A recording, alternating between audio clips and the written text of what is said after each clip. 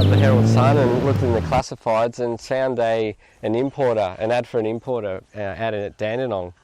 My wife and I drove out there, and there was 4 of these just sitting right next to each other, and in the same colour as well. So I basically just picked the best one.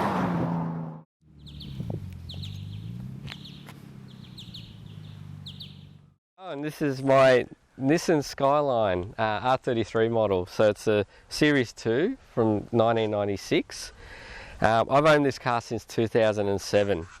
I've always liked the 33 model. It's got some softer lines compared to the 32 and the 34. And at the time they were very cheap. So when we went shopping, I had a look on car sales and checked out a couple, but they weren't quite what I wanted. I wanted something as stock as possible. So picked up the Herald Sun and looked in the classifieds and found an ad for an importer out at Dandenong. My wife and I drove out there, and there was 4 of these just sitting right next to each other, and in the same colour as well. So I basically just picked the best one. So when I took it for a test drive, it felt like a brand new car. It was in such good condition. So yeah, it was a no-brainer. So we basically bought it the day we saw it. So took it home the following week, and yeah, owned it ever since. It was a daily driver for about 8 years, until we decided to garage it. But in that 8 years, like, it was a daily to work, and fortunately there was always an undercover car park available. So the paint in this car is still original. We've never had it resprayed, and it's maintained its good condition. So I love the colour. It's a KR4 code, Sonic Silver. I've seen other colours on these, but for me, I just love that silver colour. If it gets a bit dirty, you can't really tell. That's the other good thing about it. But it's just got a really nice shine to it. It's got, you can see the metallic against the sun in there. Yeah, so that's probably one of my favourite things about the car. I love the colour. It just stands out nicely.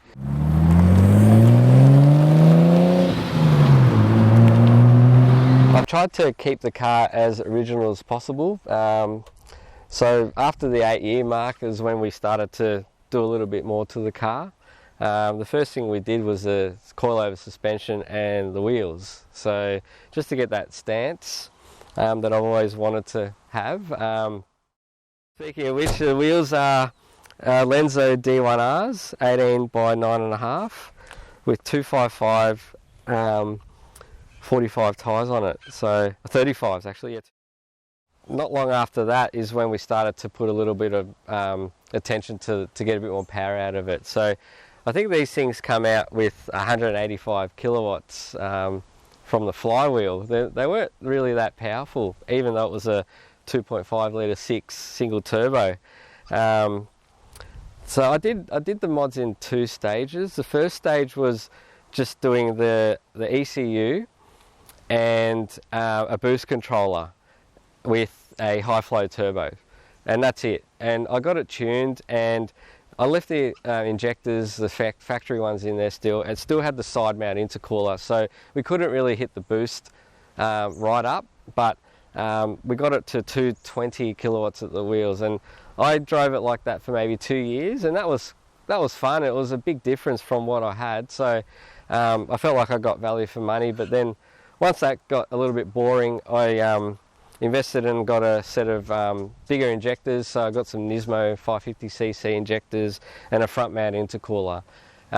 So with those 2 additional mods, I was able to get it retuned and get a lot more out of it. So now it's got 270 round figures at the wheels. So, and that for me is plenty for a street car. It's a good happy medium between, you know, good power and being able to cruise around and maintain its reliability.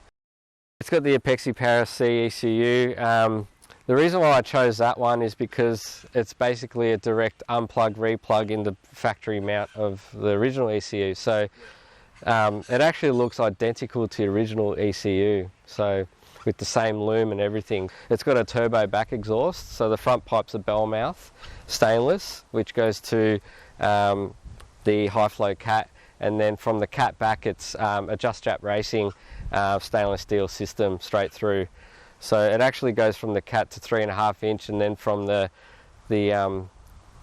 wheels to the muffler 4 inch. So I drove it like that for maybe a week and a half, because once I decided to put an additional center muffler in because it was extremely drony.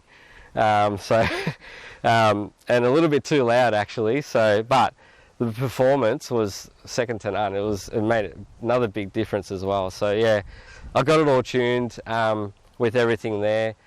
Put a center muffler in from an SS Commodore, and that seemed to do the trick. So, and yeah, I haven't really done anything since. So I've had this set up as it is since 2014. So, but ever since 2014, I don't drive the car much at all. It's lucky to see 1,000 to 2,000 k's a year now, or even less. So, yeah, it just stays in the garage and only comes out for cruises with friends, cars and coffee meets and things like that. So, but yeah, when I do get it out, it's a lot of fun. It does get a bit of attention now. These cars are starting to get a little bit scarce on the road, but back then when I bought it, they were everywhere. So, but yeah, I'm actually surprised at how rare they're starting to get, because they were used as drift cars and things like that. So it's good to have something like this to be in that car community as well. Those cars and coffee meets, I really enjoy doing those, and cruising around as well. Going for a bit of a club cruise is fun too. So.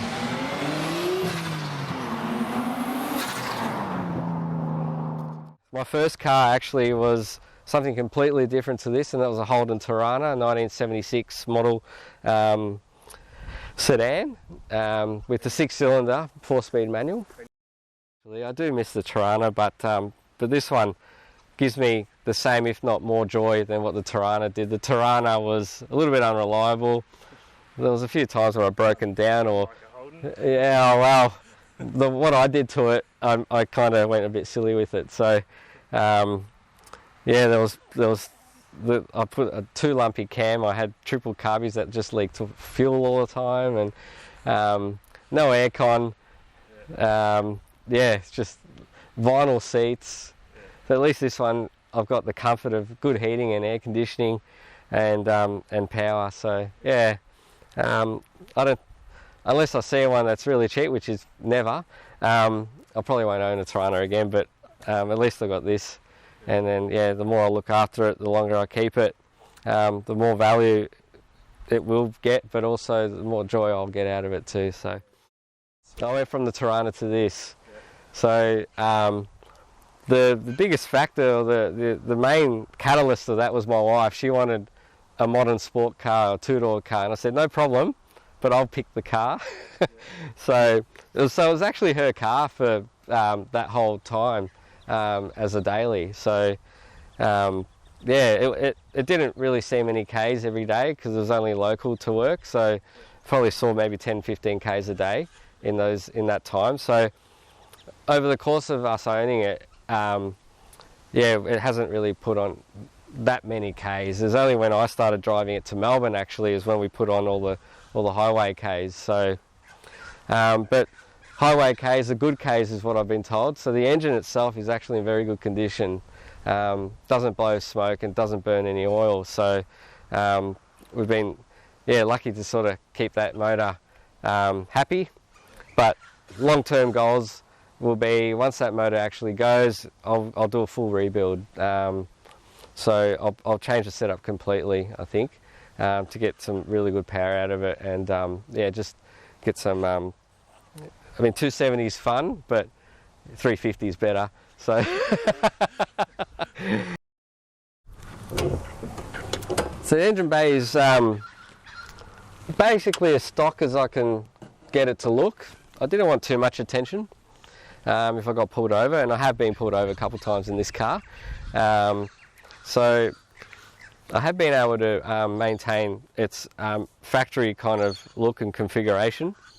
The turbo, being a high-flow turbo, is the same stock turbo that these came out with, but with the internals upgraded.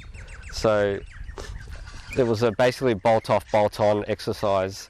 The only other modification that's most that you can see straight away is probably the boost controller and the filter. So I'll have the stock air box put back on and that boost controller relocated. So that's probably what I'll do very soon. Modifying this car is quite easy. To get a bit of power out of these, it doesn't take too much work. I mean, the front mount intercooler, I've utilised the original piping as well, being a return flow. I haven't had to drill any holes or put the big piping that they put across the top there. So again, trying to maintain its factory look. So picking those parts. Other than the stereo, the car looks basically stock. The seats and everything, door trims, they're all in immaculate condition for its age. There's no bolster wear. The seats are, basically the back seats have really been sat in. The steering wheel itself as well is in good nick. They start to sort of show a bit of wear, but this one's in good condition compared to other ones I've seen. The first thing I did when I bought the car was upgrade the stereo, because my wife and I both like loud music. So I had to get the upgrades that it needed. So I've got focal front and rear speakers inside. It's running an Alpine 702D head unit, and that's only a year old. I've only just done that recently. So the boot, I've got two 12-inch Alpine subbies, and I've had these fiberglass boxes made up as well to house them and still maintain some sort of a boot. So everything is hidden. I've got the amps hidden behind this piece here, and then next to that sort of cavity that it's just there from factory, I've got the battery right next to it, which is factory. So these come out with the batteries in the boot as factory. So that was a bit of a bonus. That saved a lot of mucking around with getting power to the amps. So yeah, but overall, I don't intend on selling it. They're going up in value, but not like a GTR. But I mean, for me, it's just another reason not to sell it, just to kind of hold on to it, enjoy it. And just look after it. So that's good, mate. No, well, thanks for having me. And yeah, I'll see you around. Yeah.